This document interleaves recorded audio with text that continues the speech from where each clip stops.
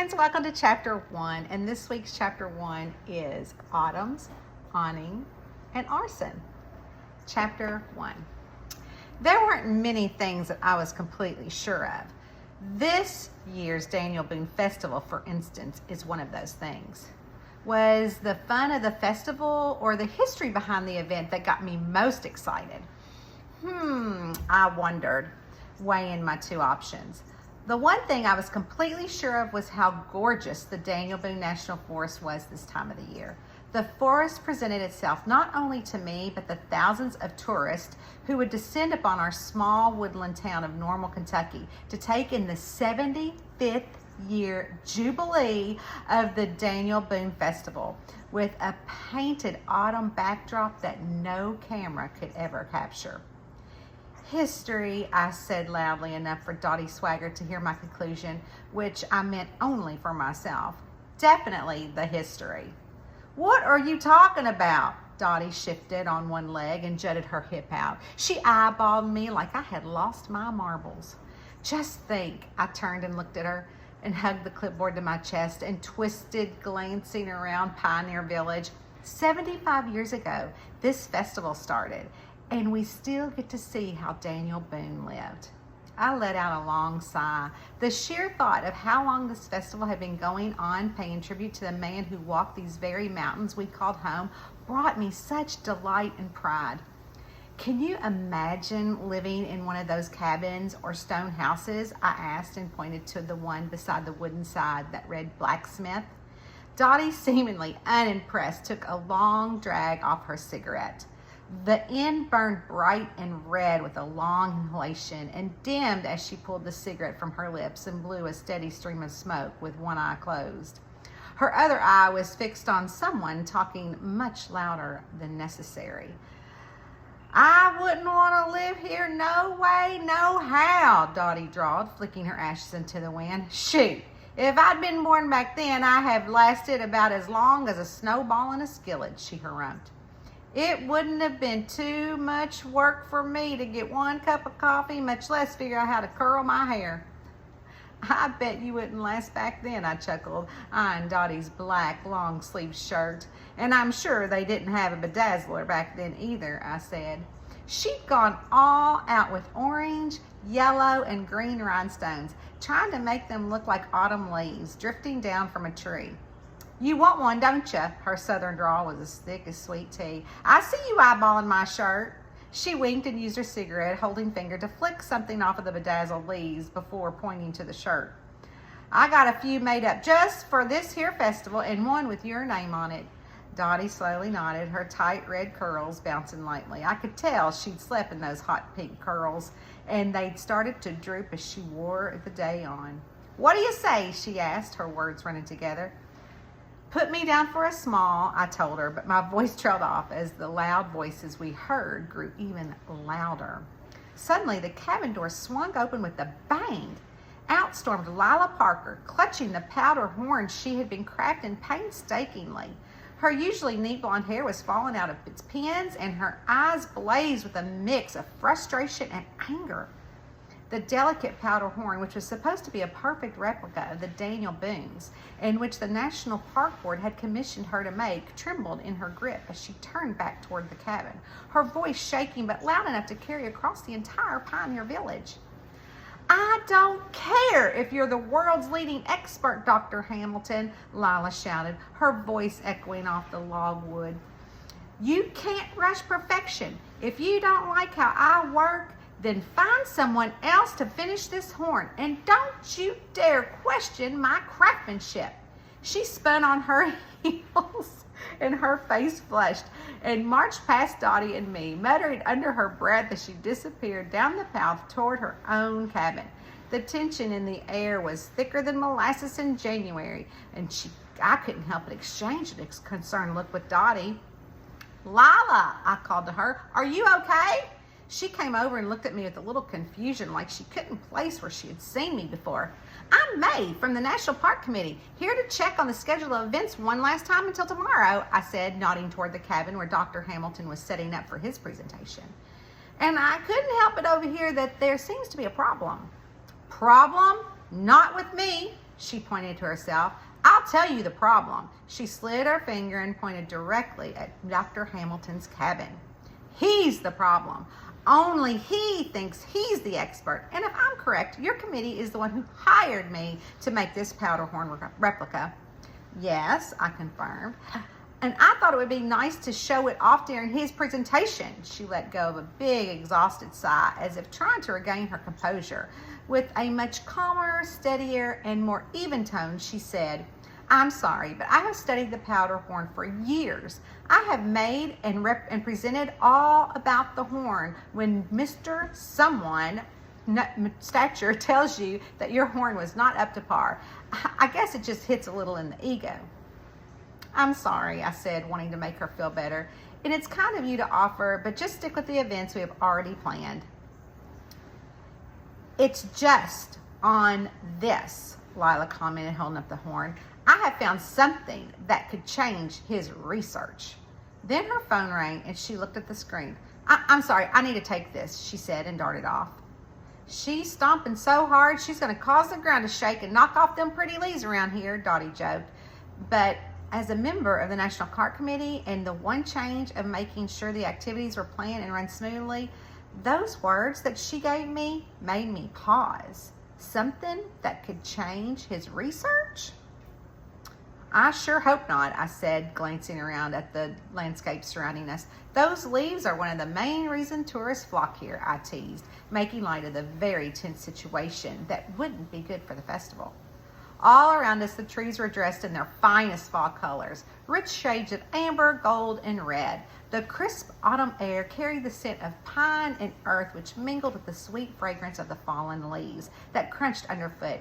It was the kind of beauty that could only be found here in the Daniel Boone National Forest this time of the year, where every turn of the trail offered a breathtaking view of nature's handiwork.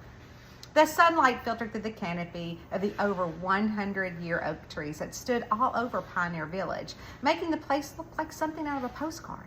The festival had drawn folks from all over who were eager to soak in the sights and sounds of autumn in one of Kentucky's most beautiful picturesque spots. Since this was the diamond year of the festival, expectations were higher than ever. Not only were we celebrating this milestone here in Pioneer Village, but the festivities stretched into downtown Normal and even Happy Trails Campground. And as a committee member, I cared about ensuring every part of the festival went off without a hitch in the village and in the downtown area. But my heart and soul were tied to my campground. Happy Trails was my bread and butter. And Dottie Swaggart, my campground manager, felt the same. We both knew how hard winters could be, but it's snow and ice and biting cold. We did everything we could to bring the tourists here to prepare for that season. And although Dottie didn't admit it outright, I suspected her bedazzled shirt sales would go towards keeping us afloat if our financial situation got tight. Why don't you go there and smooth things out with her while I check on Martha, Dottie suggested, her tone a mix of concern and practicality. She didn't need to spell it out. We both knew how crucial it was to keep the peace among the various Daniel Boone experts. And Judge Gabe Hemmer had invited to speak or demonstrate during the week-long festival Dr. Hamilton. Like I said, this year was the festival's 75th, and this time the guests were piling in from everywhere, and we were pulling out all the stops. Okay, I'll meet you back in the car in 20, I agreed, knowing we still needed to check on the downtown activities before heading back to Happy Trails to welcome our Sunday guest check-ins. I watched as Dottie, her steps purposeful despite the playful aura that she always had surrounding her, proceeded over to Martha Jean Calloway. I hadn't had much cause to deal with Martha Jean myself, but I sure had heard plenty about her, especially from Queenie French. When Queenie was teaching jazzercise down in the undercroft of the Normal Baptist Church, she'd also volunteered her time at the Historical Society. There, she'd crossed paths with Martha Jean, which was how her name had come up more than once during our book club meetings. We'd usually started out talking about whatever book we'd agreed to read, but that never lasted more than 5 minutes before we started blessing everyone in town. And by blessing, I mean gossip. And though it sounded a whole lot better when you said blessing. Based on what I'd gathered from Queenie's blessings, Martha Jean had always been a prominent figure in Normal, Kentucky, and she came from a long line of locals who prided themselves on their deep ties to the town history. Martha Jean had taken on the role of the self-appointed guardians of Normal's legacy, curating the town's small museum and leading historical tours. And when the committee decided she could lead the tours for the Pioneer Village, I hadn't had the heart to tell Queenie directly. I figured it was better for her to find out through the Normal Gazette publication of the National Park Committee meeting notes. That didn't stop her from grumbling about it, though. And to be fair, Martha Jean did take a lot of pride in her heritage, and she certainly dressed the part. As Dottie approached, I took a moment to really observe Martha Jean. She was a woman in her late 50s with a warm, approachable southern demeanor. Her soft graying hair was neatly pulled back into a bun, giving her a tidy, somewhat old-fashioned appearance, and her facial features were gentle, and she had a kind expression, though her eyes held a seriousness that suggested the importance of her role to her, and that she carried the weight of how important her family's history was. Today she wore a simple old-fashioned dress with a modest neckline and long sleeve, exactly the sort of thing that you'd expect from someone leading a historical tour. The dress had a subtle floral pattern and added a touch of femininity to her otherwise practical outfit. Draped over her shoulders was a shawl that completed her quaint traditional look. Dottie reached her, and I could see the two of the women exchanging pleasantries. Dottie's bright personality made a stark contrast to Martha Jean's more reserved nature, but they seemed to get along fine, and Dottie's bedazzled sparkle shirt in the morning light as she spoke adamantly, while Martha Jean listened with a polite smile. And Martha Jean's stance with the perfect posture and a slight tilt of the head made it clear that she took her role in the festival and in the town's history very serious. I couldn't hear what they were saying, but judging by the way Dottie's hands started moving around as she talked, she was probably giving Martha Jean some helpful advice or even a little playful teasing. Martha Jean just nodded along, her smile never faltering, and though I could tell she wouldn't be easily swayed from her own ways. And I kept an eye on Dottie and Martha Jean, their conversation continuing slowly, but my attention was pulled away by the sound of an agitated voice coming from the direction of Dr. Hamilton's cabin. "Dr. Hamilton!" Thomas Sutherland's voice rang out, sharp and unmistakably irritated, cutting through the peaceful hum of the village. I turned to see Thomas standing just outside the cabin where Dr. Hamilton was preparing for his keynote speech, and from which the one Lila had emerged. He was pacing back and forth, his expression twisted in frustration as he waved and rolled up a piece of paper in his hand. "Dr. Hamilton, I need a word with you now," Thomas called again, his voice echoing off the logs of the nearby cabins and stone houses. After pulling my clipboard in front of me, I ran a finger down the list of my participants' names to remind myself of exactly what Thomas's role was supposed to be during this jubilee. Well, Thomas Sutherland was a local antique dealer and an occasional auctioneer, was set to display a collection of Daniel Boone era artifacts he'd acquired over the years. Some of them were genuine, while others might have been a bit embellished. But Thomas had no way of making folks believe that Thomas had a way of making folks believe every word of his tales. He was a tall, thin man in a wiry frame that matched his wiry temperament. His dark hair, slicked back with a little more pomade, gleamed in the morning sun, and his narrow face was set in a prominent expression of sharp calculation. There was something about his eyes that contained a mix of ambition and impatience that made you think twice before trusting him completely. Dressed in a brown tweed jacket and pressed slack, Thomas looked every bit the part of a man trying to cling to a bygone era. But the rumpled state of his clothes suggested that he had had a rough start to his day. Again, Thomas bellowed, "Dr. Hamilton, I need a word now." Once more, his voice echoed off the logs of the nearby cabin, and he didn't seem to care who was listening. I watched as the cabin door slightly opened and Dr. Hamilton's stern face appeared. Clearly, he was not pleased with the interruption. Dr. Hamilton was a man in his early 60s with a presence that commanded respect. His silver gray hair was neatly combed back, contrasting sharply with his tanned, weathered skin, evident of a life spent outdoors, digging through historical sites and studying artifacts in the field. His strong jawline and high cheekbones gave him a distinguished look, though the deep lines etched into his face hinted at a temperament that was more serious often than not. He wore a tweed vest over a crisp white shirt, and the kind that suggested he was more at home in a library than in the rugged surroundings of Pioneer Village. But his passion for history was undeniable, apparent in the intense, almost obsessive gleam in his steel blue eyes. Those eyes, now narrowed with irritation, fixed on Thomas with a gaze that could make anyone feel 2 feet shorter.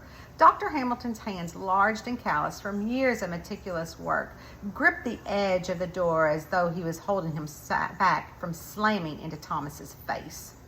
Dr. Hamilton was a man who wanted to be treated with respect. I had seen it firsthand during one of the meetings.